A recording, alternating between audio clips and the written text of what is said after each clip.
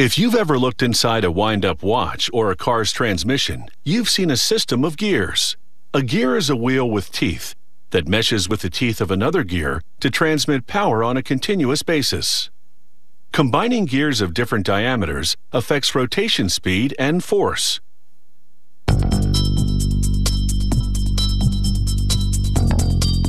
This factory makes gears that go into transmissions for industrial machines. Production begins with a large round bar of high-grade steel, which contains a certain amount of carbon to make it even stronger.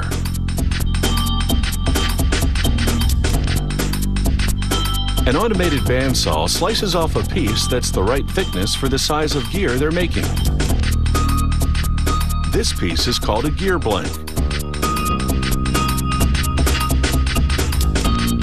They mount the blank on a computer-controlled lathe. As it spins, a turret carrying a series of carbide tools moves in. One tool after another takes its turn machining the blank to a specific shape.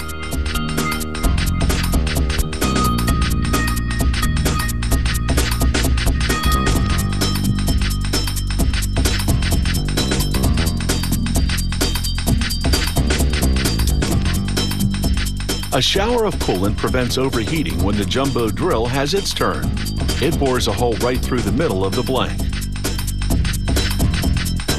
The last tool carves a groove on the front of the blank. This final bit of metal removal lessens the gear's weight.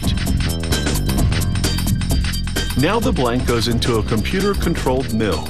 The mill drills holes through which lubrication will flow when the gear is operating. These holes also lighten the gear's weight. When the blank comes off the mill, they stamp it with the company name and part number.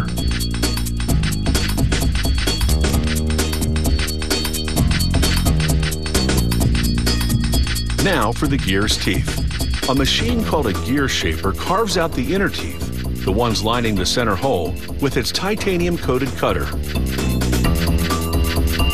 The machine's other components keep the cutter's movement correctly timed. The number of teeth and tooth size vary from gear to gear, so for each model, the factory has to fit the gear shaper with a specific cutter. Now for the outside gear teeth. The computer-controlled machine that cuts them is called a gear hopper. The gear turns against it as it cuts.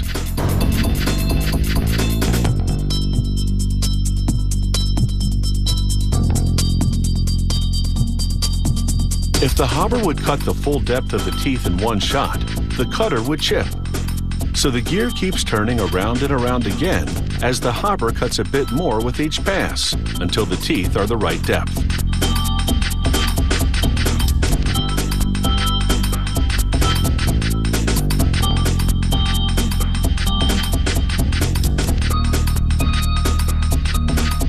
Then the gear undergoes a computerized inspection.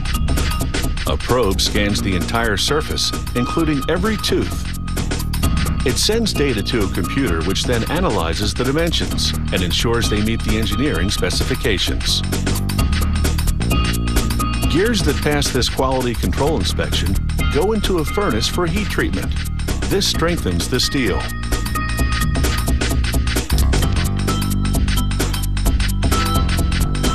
When the furnace reaches a certain temperature, they inject carbon inside.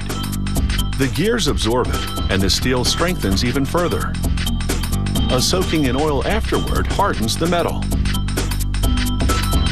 Heat treatment, however, distorts steel somewhat, so each gear now goes to a computer-controlled grinder.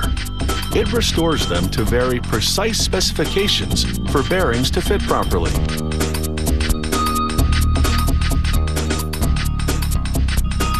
This factory manufactures gears in various sizes, and not only in steel. It also makes gears in materials such as nylon, aluminum, brass, and stainless steel. Some gears have straight teeth, others angled teeth, which makes less noise when turning. Gears are an essential component in everything from watches to heavy mining equipment, keeping machinery going at every turn.